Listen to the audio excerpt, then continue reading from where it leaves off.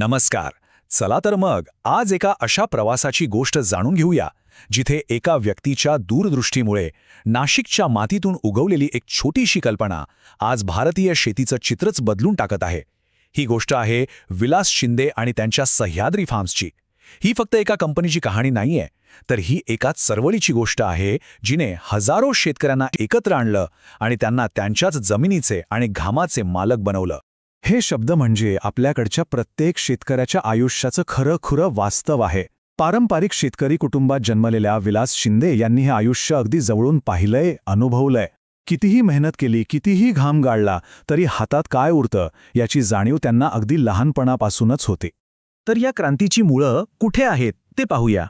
नाशिकच्या एका सामान्य शेतकरी कुटुंबात वाढलेल्या विलास शिंदे यांना एक गोष्ट नेहमीच खटकायची.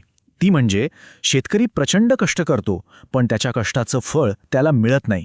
खरा फायदा उचलतात ते मधले दलाल, आणि बाजारपेठेच्या अनिश्चिततेमुळे शेतकरी मात्र नेहमी तोट्यातच राहतो. हीच समस्या सोडवायची, हेच स्वप्न त्यांनी पाहिलं. पण फक्त स्वप्न बघून काय होणार, बरोबर ना? शिंदेंना हे पक्का माहीत होतं की परंपरेला विज्ञानाची जोड दिल्याशिवाय काही खरं नाही. आणि हीच ताकद त्यांना मिळाली त्यांच्या उच्च शिक्षणातून. मग ते पाणी व्यवस्थापन असो किंवा सप्लाय चेन मॅनेजमेंट, त्यांनी शेतीशी जोडलेल्या प्रत्येक गोष्टीचा शास्त्रीय अभ्यास केला.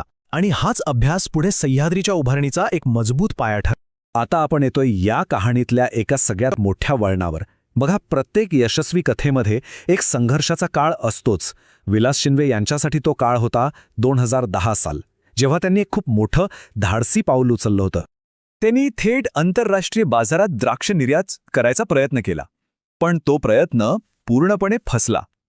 त्यांना इतकं मोठं आर्थिक नुकसान झालं की कदाचित त्यांची संपूर्ण वाटचाल तिथेच थांबू शकली असती.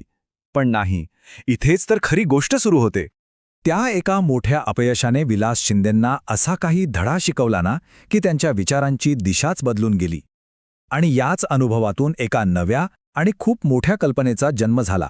त्या अपयशातून त्यांच्या एक गोष्ट अगदी स्वच्छ लक्षात आली, जी पुढे जाऊन सह्याद्री फार्म्सचा आत्मा बनली.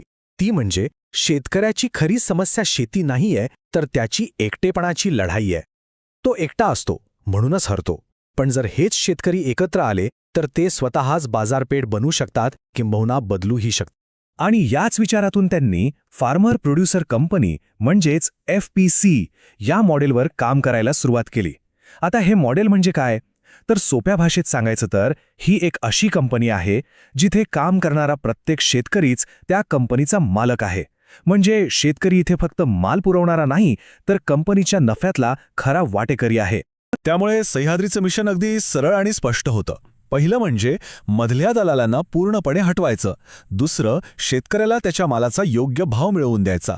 तिसरं, कच्च्या मालावर प्रक्रिया करून त्याचं मूल्य वाढवायचं. आणि चौथं म्हणजे नाशिकच्या शेतकऱ्याचा माल जगातल्या कानाकोपऱ्यात पोचवायचा.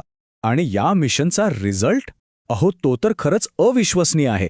चला तर मग पाहूया या एकजुटीच्या प्रयोगाने नक्की काय कमाल केली आहे. एकेकाळी फक्त काही शेतकऱ्यांनी सुरू केलेला हा प्रवास आज कुठे पोहोचलाय माहितीये? 24,500 पेक्षा जास्त शेतकरी आज सह्याद्रीचे सदस्य आहेत. ही फक्त संख्या नाहीये, हा आहे एकमेकांवरचा प्रचंड विश्वास. आणि हे सगळे शेतकरी मिळून तब्बल 40,000 एकरपेक्षा जास्त जमिनीवर शेती करतात. विचार करा, एवढ्या मोठ्या क्षेत्रावर किती नियोजनबद्ध पद्धतीने शेती होत असेल. आणि ह्या सगळ्याचा परिणाम तो तर अजूनच जबरदस्त आहे. नाशिकच्या शेतकऱ्यांनी पिकवलेला शेतमाल आज जगातल्या 42 पेक्षा जास्त देशांमध्ये निर्यात होतोय. ही आहे एकीची ताकद. आणि आता बोलूया पैशांबद्दल, जे खूप महत्वाचं आहे. कंपनीची उलाढाल बघा, आश्चर्यकारक वेगाने वाढली आहे. फक्त एका वर्षात 1,000 कोटींवरून थेट 1,548 कोटींवर. पण या आकड्यांपेक्षाही सगळ्यात भारी गोष्ट काय माहितीये? ही संपत्ती कोणत्याही एका उद्योगपतीची नाही, तर त्या हजारो शेतकरी मालकांची आहे. पण थांबा, सह्याद्रीची गोष्ट फक्त ह्या आकड्यांपुरती मर्यादित नाहीये, अजिबात नाही. ही गोष्ट आहे एका मोठ्या मानसिक बदलाची, एका नव्या दृष्टिकोनाची. सह्याद्रीने जो खरा बदल घडवलाय ना, तो आहे शेतकऱ्यांच्या मानसिकतेमध्ये. जिथे पूर्वी शेतकरी स्वतःला फक्त एक मजूर समजायचा, तिथे आज तो कंपनीचा मालक आहे. पूर्वी तो दलाल ठरवेल त्या भावाने माल विकायचा, आज तो स्वतःच्या मालाचा भाव ठरवणारा उद्योजक बनलाय. दलालांवर अवलंबून राहण्याऐवजी तो थेट बाजारपेठेशी जोडला गेलाय.